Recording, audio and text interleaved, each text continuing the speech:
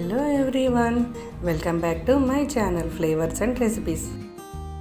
ఈరోజు బియ్యం పిండి నువ్వులతో ఇలా చిట్టి చిట్టి వడియాలు ఎలా పెట్టుకోవాలో చూపించబోతున్నాను.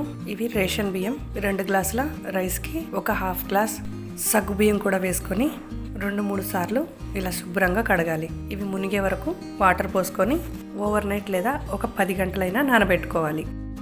ఇలా నానిన బియ్యాన్ని 2-3 సార్లు ఇలా శుభ్రంగా కడగాలి.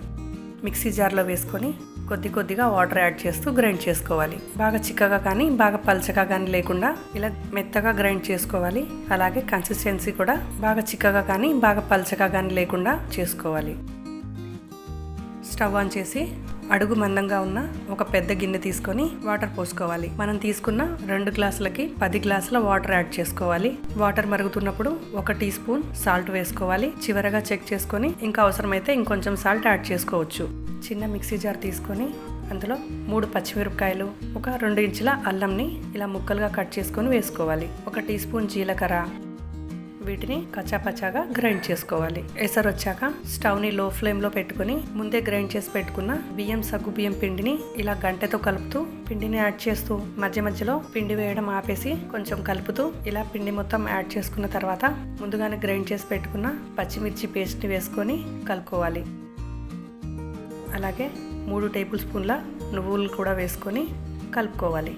ఒకసారి టేస్ట్ చూసి ఉప్పు సరిపోకుంటే ఇంకొంచెం ఉప్పుని యాడ్ చేసుకోవచ్చు. ఇలా పిండి దగ్గర పడే వరకు ఆపకుండా కలుపుతూనే ఉండాలి. దగ్గర పడ్డాక స్టవ్ ఆఫ్ చేసుకోవాలి. పిండి మొత్తం చల్లారాక ఒక ప్లాస్టిక్ కవర్ కానీ కాటన్ క్లాత్ కానీ వేసుకొని ఇలా కొద్దిగా పిండి తీసుకొని ఇలా చిన్న వడియాల్లాగా పెట్టుకోవాలి. వడియాలు పెట్టేటప్పుడు ఇలా చేత్తో కానీ ఏదైనా కవర్లో కానీ వేసుకొని వడియాలు పెట్టుకోవచ్చు.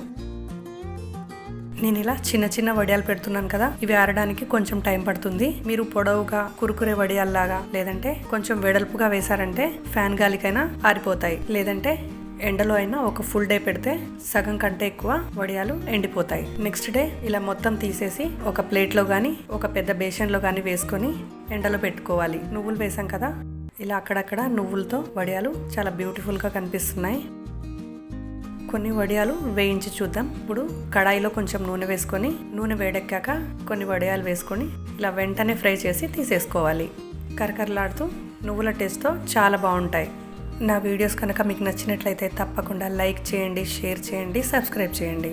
ఇంకో మంచి రెసిపీతో మళ్ళీ కలుద్దాం. Thanks for watching.